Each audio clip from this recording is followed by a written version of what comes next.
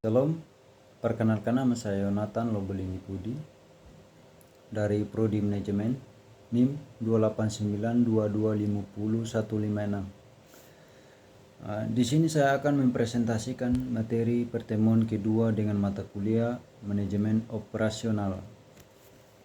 Saya akan memulai dari slide awal, strategi operasi.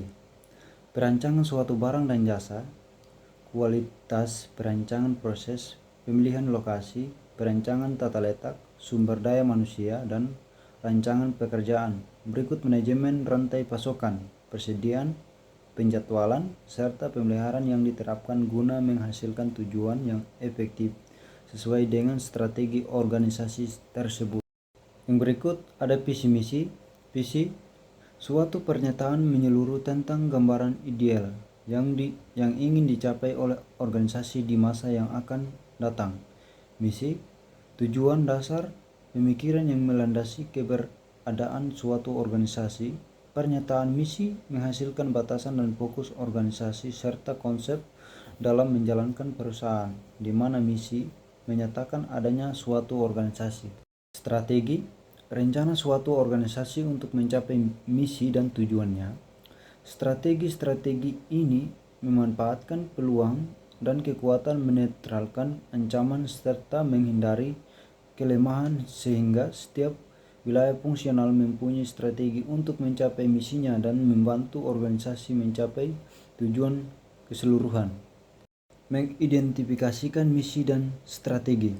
Misi, rumusan tentang fungsi-fungsi pokok dalam suatu organisasi yang terkait dengan pemenuhan kebutuhan masyarakat sehingga menjadi alasan dari keberadaan organisasi tersebut. Misi, latar belakang keberadaan organisasi. Contoh misi, Cicel memuaskan kebutuhan pelanggan dengan menyediakan berbagai barang dan jasa di berbagai tempat. Diferensiasi, cara melakukan diferensiasi penawaran dari suatu organisasi sehingga pelanggan menerimanya sebagai nilai tambah. Low cost, mencapai nilai maksimum sebagaimana yang diinginkan pelanggan. Artinya dibutuhkan sebuah pengujian melalui keputusan manajemen operasi dengan usaha yang maksimal guna menurunkan biaya dan tetap memenuhi nilai harapan pelanggan. Quick response, seperangkat nilai yang terkait dengan hasil yang cepat, fleksibel, atau memenuhi perubahan yang terjadi di pasar baik rancangan maupun fluktuasi volume penjualan, dan dapat diandalkan sebagai keseluruhan nilai yang terkait dengan pengembangan dan pengantara barang yang tepat waktu dan berkinerja fleksibel. Dan ada isu-isu strategi, perkenalan, desain dan pengembangan produk sangat penting, perubahan produk dan proses. Kemudian ada pertumbuhan, peramalan sangat penting, produksi dan proses reliable, perbaikan produk yang kompetitif.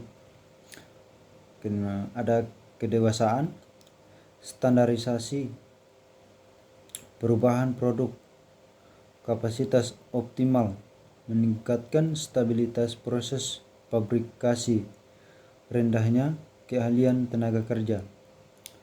Penurunan, diferensiasi produk kecil, minimalkan biaya, kelebihan kapasitas dalam industri. Pengembangan dan penerapan strategi suatu perusahaan yaitu berusaha untuk memahami permasalahan yang timbul dalam mengembangkan strategi yang efektif, mengevaluasi suatu kekuatan dan kelemahan internal serta peluang dana ancaman yang terdapat di lingkungan perusahaan tersebut. Hal ini dikenal juga sebagai analisis. Strategi operasi dalam lingkungan global. Manajer operasional pada saat ini harus memiliki pandangan global dalam strategi operasi. Perkembangan yang cepat dalam perdagangan dunia yang seolah dunia tanpa batasan mengakibatkan banyak organisasi memperluas operasinya tidak hanya di dalam negeri tetapi juga di luar negeri.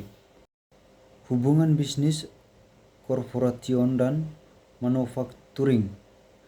Bisnis adalah keseluruhan unit usaha yang mengelola sumber-sumber ekonomi yang menyediakan barang dan jasa bagi masyarakat dengan tujuan untuk memperoleh laba dan memuaskan kebutuhan masyarakat. Korporation adalah unit usaha yang merupakan bagian dari bisnis secara keseluruhan dengan tujuan menyediakan barang dan jasa bagi kebutuhan konsumen untuk memperoleh laba yang dikehendaki. Manufacturing adalah unit terkecil yang korporasi yang memproduksi barang dan jasa untuk memenuhi kebutuhan konsumen. Unit usaha yang mentransformasikan input menjadi output yang dikehendaki. Berikut ada alasan yang mendasari perusahaan menjadi global. Yang pertama, efisiensi biaya. Banyak cara yang telah dilakukan oleh pengusaha yang beroperasi secara internasional untuk dapat mengurangi berbagai biaya, antara lain yaitu pemilihan lokasi yang menyediakan biaya tenaga kerja rendah, pemanfaatan adanya kesepakatan perdagangan, perbaikan manajemen rantai pasokan dengan menempatkan fasilitas di negara di mana sumber daya tertentu berada, maka pengelolaan manajemen rantai pasokan dapat lebih terjamin. Pengertian perusahaan yang beroperasi secara global. Yang pertama, bisnis internasional atau international business, yaitu perusahaan yang terlibat pada transaksi perdagangan atau investasi internasional, contoh Harley Davidson. Yang kedua, perusahaan multinasional atau multinational corporation, yaitu perusahaan yang terlibat banyak dalam bisnis internasional, mempunyai atau mengendalikan fasilitas di lebih dari satu negara, contoh The Body Shop. Yang ketiga, organisasi global atau global organization, yaitu organisasi yang menghasilkan produk dengan melewati lintas batas, contoh Hermes. Berikut ada pertimbangan-pertimbangan utama untuk mencapai operasi global. Yang pertama, desain produk global. Harus selalu diingat bahwa di setiap negara ada perbedaan sosial dan budaya, sehingga perusahaan harus memperhatikan berbagai hal, misalnya kemasan dan cara pemasaran yang mungkin akan bervariasi. Yang kedua, desain proses global dan teknologi. Teknologi informasi dan komunikasi dapat membantu pengelolaan atau manajemen sehingga operasi global dapat diintegrasikan. Mengelola operasi jasa di dunia global. Yang pertama, menentukan apakah orang maupun fasilitas mencukupi untuk menjaga eksistensi jasa yang diberikan. Yang kedua, mengidentifikasi pasar asing yang masih terbuka yang tidak dikontrol pemerintah. Ketiga, menentukan jasa apa yang paling banyak diminati oleh konsumen di luar negeri. 4. Menentukan bagaimana mencapai konsumen global. Hanya itu saja presentasi dari saya. Mungkin ada kesalahan atau kekurangan dalam penyampaian materi, mohon dimaklumi. Terima kasih.